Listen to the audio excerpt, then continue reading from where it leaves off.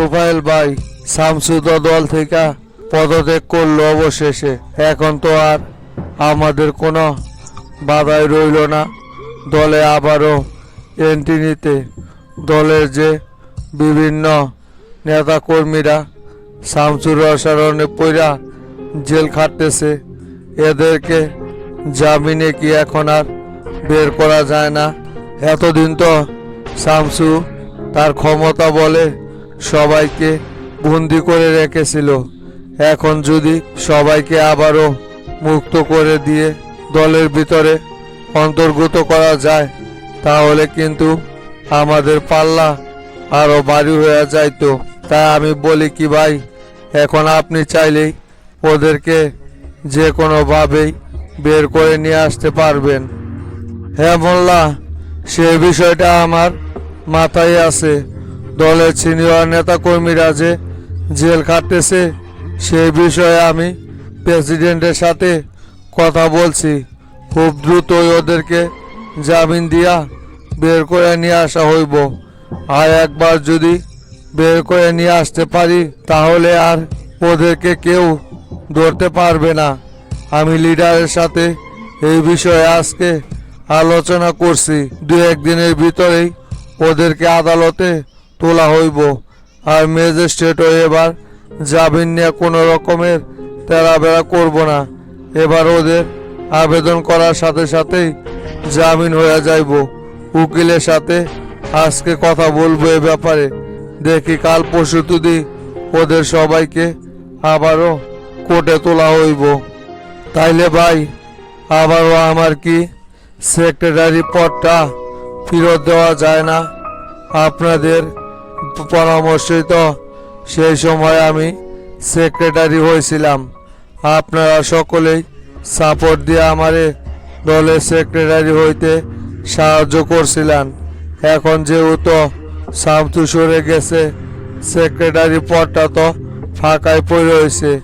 লিডারকে বইলা আমারে কি আবারও সেই সেক্রেটারি পদে নিযুক্ত করা যায় না পুনরায়? হ্যাঁ পাগল হয়েছি, তোমাকে আবারও সেক্রেটারি বানাবো তাই না? তোমারে একবার সেক্রেটারি বানাই যে একটা ঝামেলার ভিতরে পড়ছিলাম। পুরো আমাদের রাজনৈতিক কেরিয়ারটাই তোমার জন্য হুমকির মুখে পড়ে গিয়েছিল। সেই তোমাকে আবারও সেক্রেটারি বানাবো, সেটা ভাবরা কি কইরা? তোমাদের নামে যে মামলাগুলো আছে এইগুলো থেকে যে খালাস পাইতেছ, এটাই সবচাইতে বড় এখন। তাই তোমাদের আর সেক্রেটারি হওয়ার কোনো রকমের স্বপ্ন দেখার প্রয়োজন নাই। আর এবার সেক্রেটারি মুখে মুখে হইতেছে না, সকলের ভোট গ্রহণ করা তারপর দলের সেক্রেটারি নির্বাচন করা হইব। আর সবাই মিলা এখন হানিফকে সাপোর্ট করতেছে ওই পরবর্তী সেক্রেটারি। বলেন কি ভাই, দলের জন্য এতদিন যাবৎ এত কিছু করে আসলাম, শামসুর সাথে এতদিন যাবৎ যুদ্ধ করে আসতেছি, অবশেষে সেই শামসুকে সরাইতে পারলাম সকলে মিলে। এখন আবার আপনি আমাকে বাদ দিয়ে হানিফকে দলের সেক্রেটারি হিসাবে নিযুক্ত করার চিন্তা ভাবনা করতেছেন। তাহলে এতদিন যাবৎ জেল জুলুম সহ্য করে কি লাভ হইল আমার? সেই আগের মতো অবস্থানেই তো থাকতে হইতেছে। এই মেয়ার কথা বইল না, তোমার সিদ্ধান্ত সব কয়টাই উল্টাপাল্টা সিদ্ধান্ত।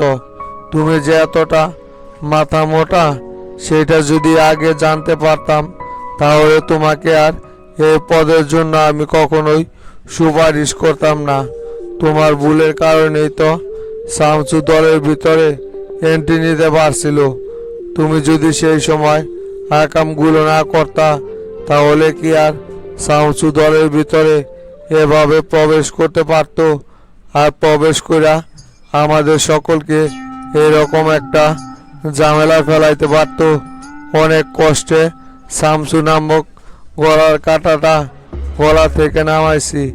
এখন আর কোনো রকমের কোনো ভুল সিদ্ধান্ত নেওয়া যাইব না। তাই আমরা হানিফকে নেক্সট সেক্রেটারি হিসাবে বানানোর জন্য স্থির করছি। ভুল কি সেই সময় শুধু আমি একা করেছিলাম? হাজি, দুলু, মতি ওরা সকলে মিলেই তো ভুল করছিল। সেজন্যই তো শামসু দলের ভিতরে এন্ট্রি নিতে পারছে। তাই এখন সব দোষ আমার কারে চাপাই দিলে সেটা কিভাবে হবে ভাই?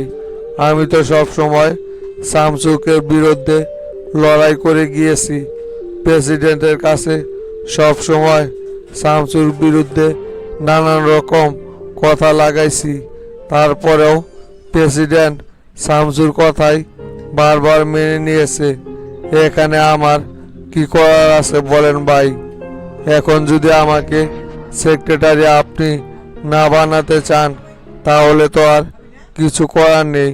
আমি তো সব সময় আপনার অনুগতই ছিলাম ভাই।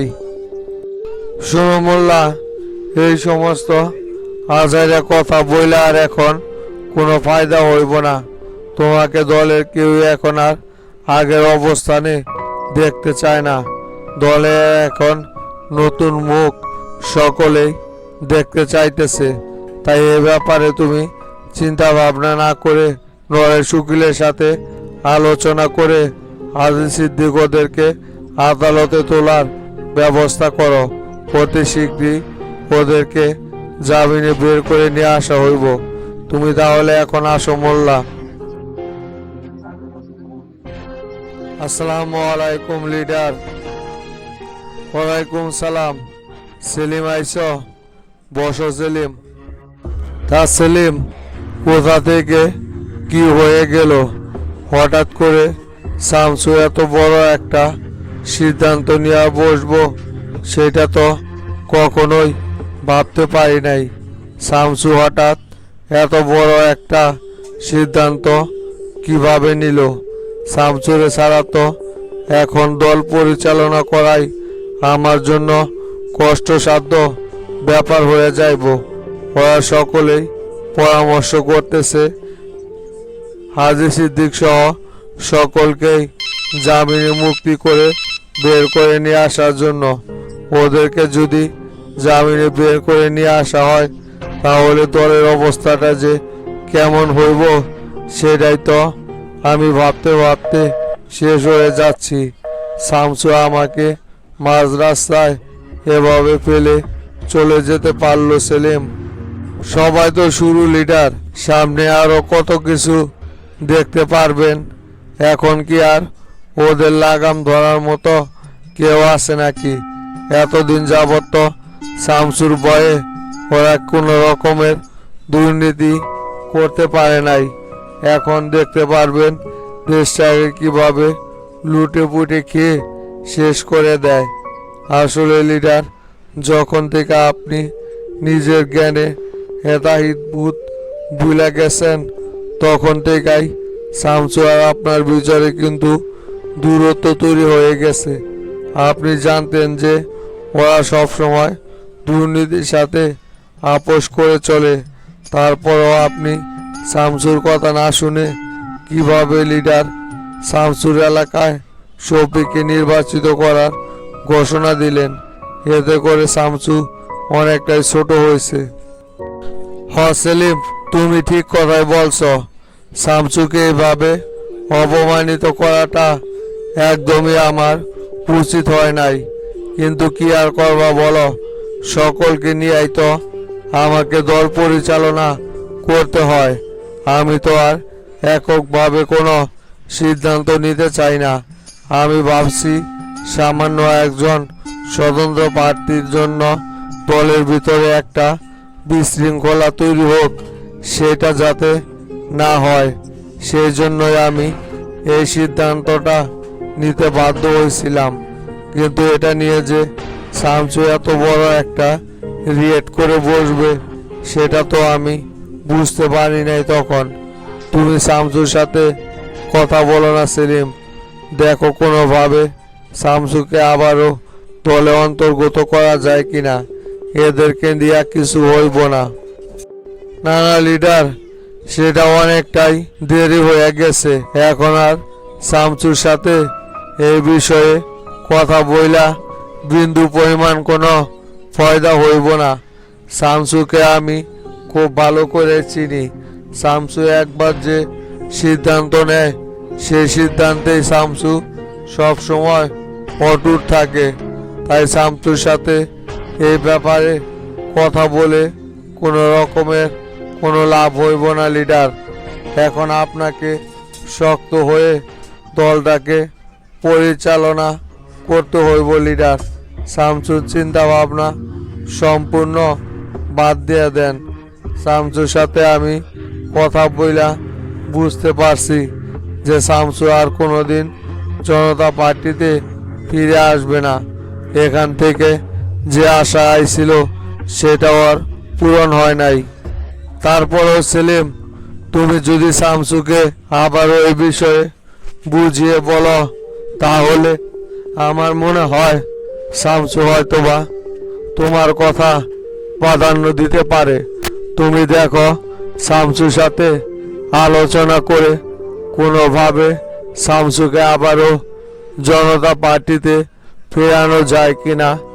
আমি বুঝতে পারতেছি যে শামসুকে ছাড়া এই দল কোনোভাবেই নিয়ন্ত্রণ করা আমার পক্ষে সম্ভব না, কারণ দলের প্রত্যেকটা সেক্টরে দুর্নীতি ঢুকে গেছে।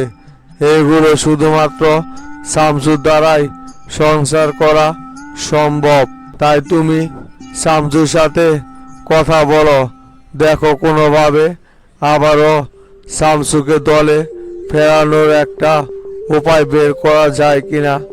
আচ্ছা ঠিক আছে লিডার, আপনি যেহেতু বলতেছেন তারপরে আবারও আমি শামসুর সাথে এই বিষয়টা নিয়ে বসবো নি লিডার।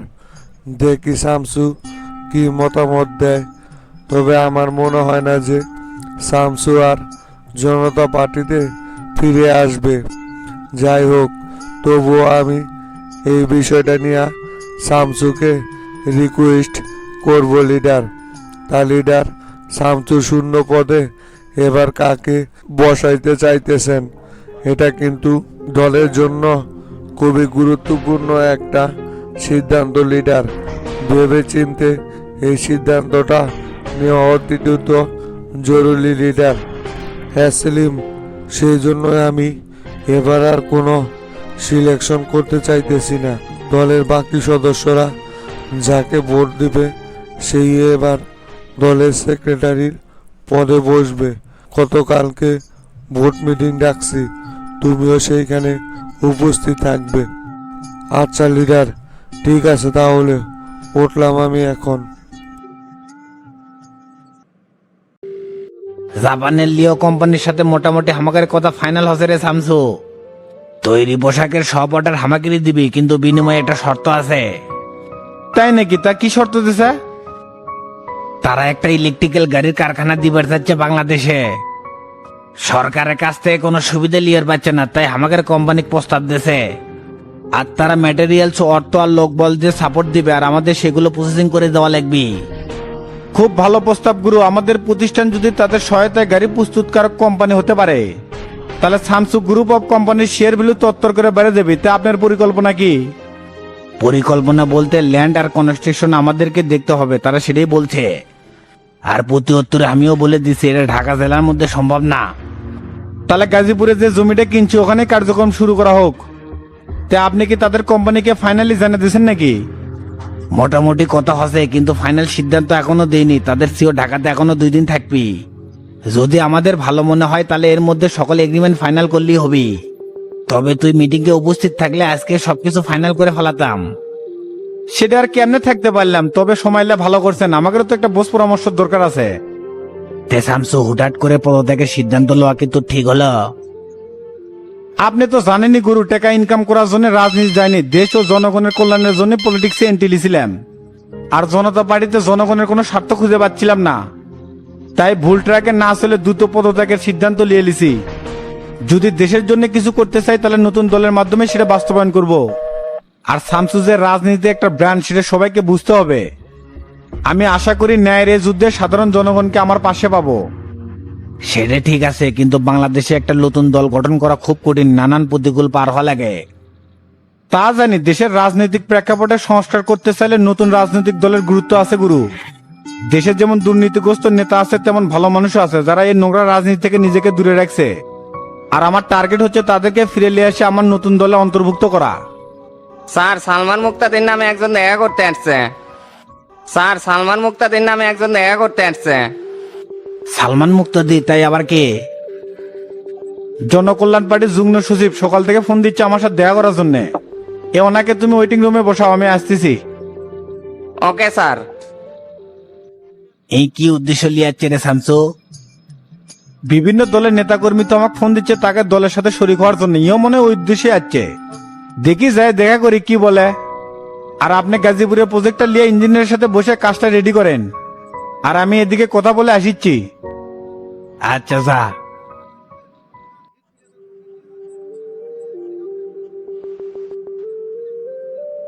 সালন ভাই চলে যাচ্ছেন, বসেন বসেন, দাঁড়াতে হবে না। অবশেষে শামসু তোমার সাথে দেখা করার সুযোগ হলো। কি যে বলেন ভাই, আমি এখন এত দামি মানুষ হতে পারিনি। বিদেশি বাইরদের সাথে একটু ব্যস্ত ছিলাম, বুঝিনি তো, ব্যবসা করে এদিকে একটু সময় দেওয়াই লাগবে। তোমার মতো শক্ত মানসিকতার ছেলে রাজনীতিতে বিরল শামসু। আমি তোমার ব্যক্তিগত বিষয়ে জানতে চাবো না, তবে একটা বিষয় না বলে থাকতে পারতেছি না। হঠাৎ জনতা পার্টি থেকে পদত্যাগ করলে রাজনীতি কি একেবারে ছেড়ে দিচ্ছ নাকি? জনতা পার্টির থেকে পদত্যাগ করলেই যে রাজনীতি ছেড়ে দেওয়া লাগবে এমন তো না।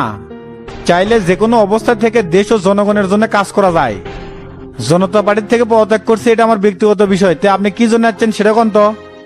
তুমি তো জানোই শামসু, 1975 সালের পর বাংলাদেশ নতুনভাবে পুনর্গঠন করার জন্য জনকল্যাণ পার্টির জন্ম হয়। প্রতিহিংসার রাজনীতিতে আমরা বিশ্বাস করি না। জনগণের অধিকার ও দেশের স্বার্থ সুরক্ষায় আমরা আন্দোলন করে যাচ্ছি। আমরা শান্তিপূর্ণ সংস্কারের মাধ্যমে সেটার বাস্তবায়ন করতে চাই। হ্যাঁ, সেটা আমি জানি। এবি পার্টি আর নাগরিক পার্টির সাথে জোট করার সুযোগ থাকলেও সেটা আপনারা করেননি।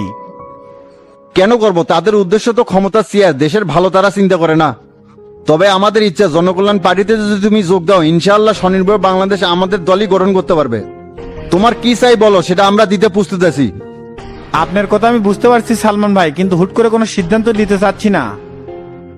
তবে নতুন দলই গঠন করি বা অন্য কোনো দলের সাথে শরিক হই, সে দলের কিন্তু আমি সভাপতি হব।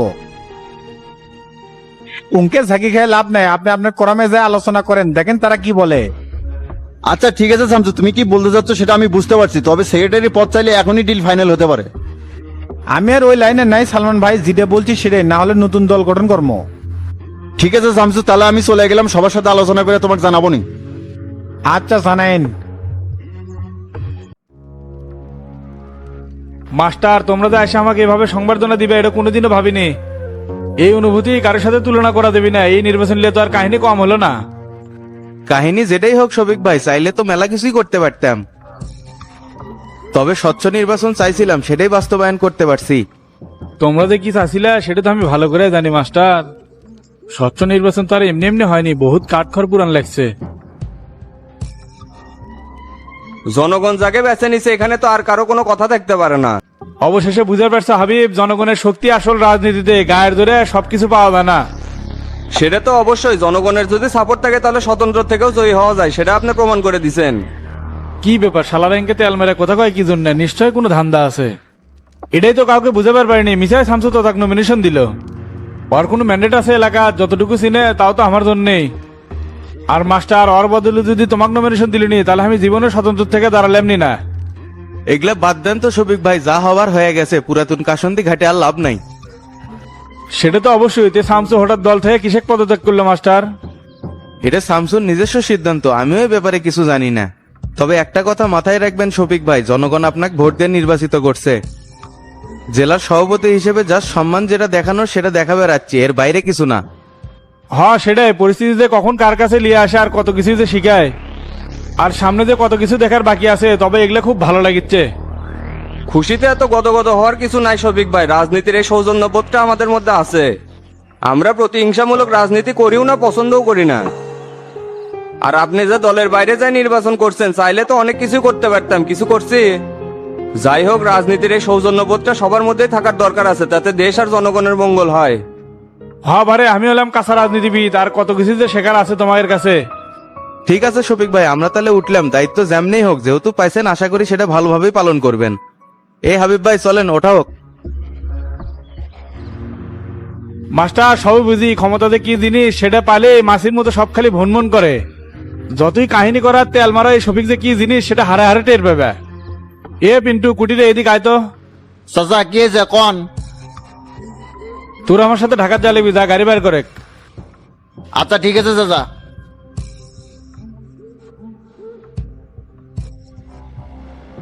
শফিকের ভাবখান দেখলাম মাস্টার, মনে হচ্ছে দেশের প্রধানমন্ত্রী হয়ে গেছে। এক তো শুভেচ্ছা জানাবের আশাই উচিত হয়নি। কি আর করবেন, রাজনৈতিক প্রতিহিংসা তো তৈরি করবার চাচ্ছি না। যেহেতু শামসু আসবার গেছিল সেই জন্যই আসছি, এর বাইরে কিছু না। পলিটিক্যাল যে শিষ্টাচারটা আছে সেটাই দেখাবার আসছিলাম। এখন এতে যদি আরো অ্যাটিটিউড চেঞ্জ হয়ে যায় তাহলে তো ভুল হয়ে যাবি। হ মাস্টার, সেই হিসাবে ঠিক আছে। তে তোতা ভোটে হারেই এরকম অবস্থা হয়ে গেল নাকি যে হাসপাতালে ভর্তি করা লাগলো? সেটা কেমনে কই ভাই, দেখি যাই, আগে গেলেই বোঝা যাবি।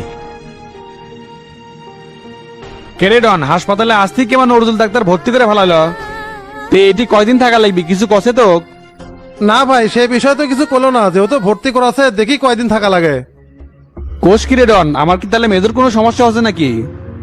আপনি যান মিসেই টেনশন করেন না ভাই, এই মন্টু হারাম দাদা আপনার মাথার মধ্যে পোকাটা ঢুকাছে। না রে, মন্টুর কথা উড়ে দেওয়া যাবে না, ভেতরে ভেতরে কি হচ্ছে সেটা তো আমি বুঝতেছি। আর বুঝে পারার জন্য আইডিয়া আসার সাথে সাথে ডাক্তার আমাকে দেখে ভর্তি করালো। ডাক্তারকে ব্যবসায়ী এরা, রুগী আসলে কি হচ্ছে না হচ্ছে আগে ভর্তি করাই। ক্লিনিক তো এমনি দেয় না, এঙ্কা করেই তো টাকা ইনকাম করছে। তুই বিষয়টা এত হালকা ভাবে নিচ্ছ কেন? এটা তো জটিলও হতে পারে। নজরুল ডাক্তারকে ইসিজি রিপোর্ট দিছে? এখনো দেয় নাই, আপনি বসেন, আমি ডাক্তারের সাথে দেখা করে আসিচ্ছি। আচ্ছা যা।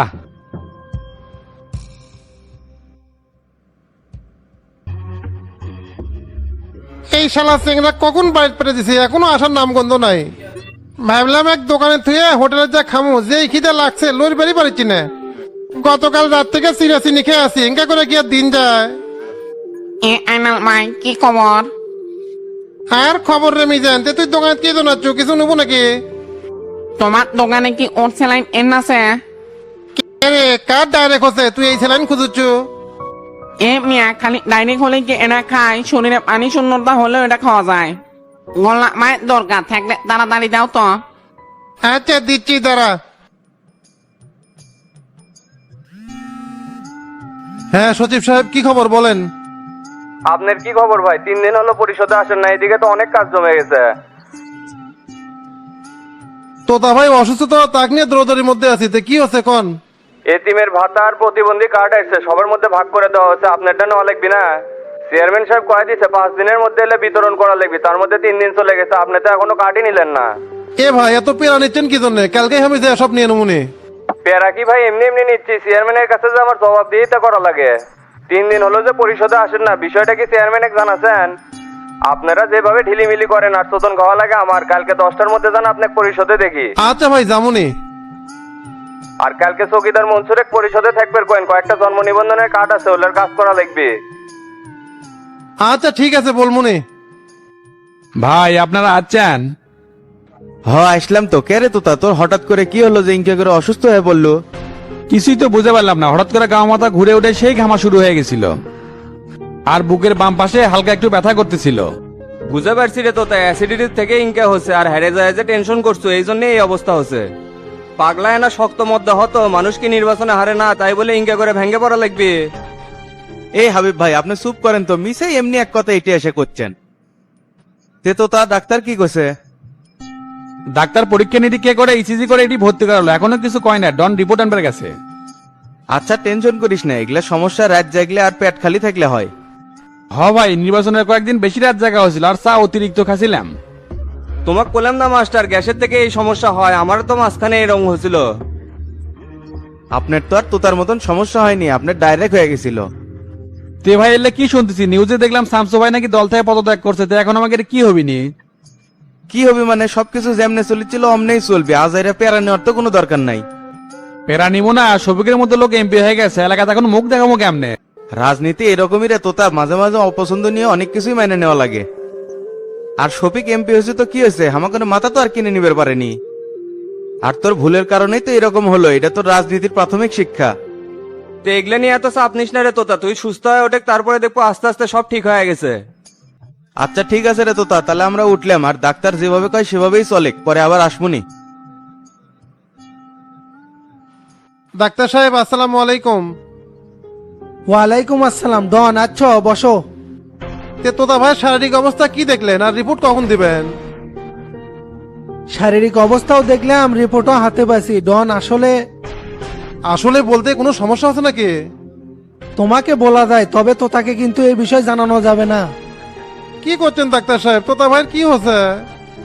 তুমি ওঙ্কা ভাঙ্গে পড়লে তো হবে না, শক্ত হতে হবে। শুরুতেই লিয়াচ্ছ ভালো আছে, হাড়ে তো ব্লক দেখা গেছে। তাহলে তো ভাইয়ের বাইপাস সার্জারি করা লাগবে। প্রাথমিক অবস্থা তো নাও লাগতে পারে। ঔষধ লিখে দিচ্ছি, আর কিছু নিয়ম কানুন ফলো করতে হবে, তাহলে আস্তে আস্তে ঠিক হয়ে যাবে।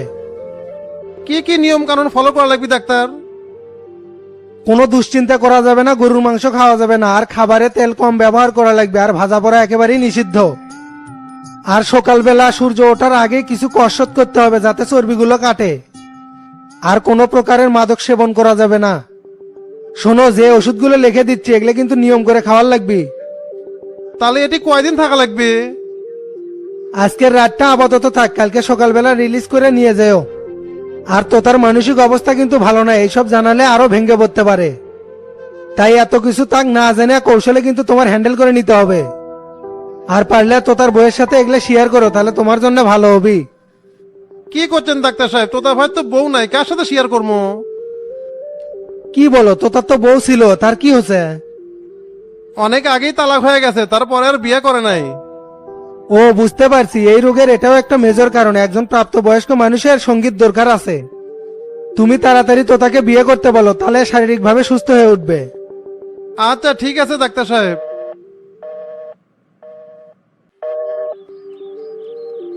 কই ফোন তো বদল করলে না?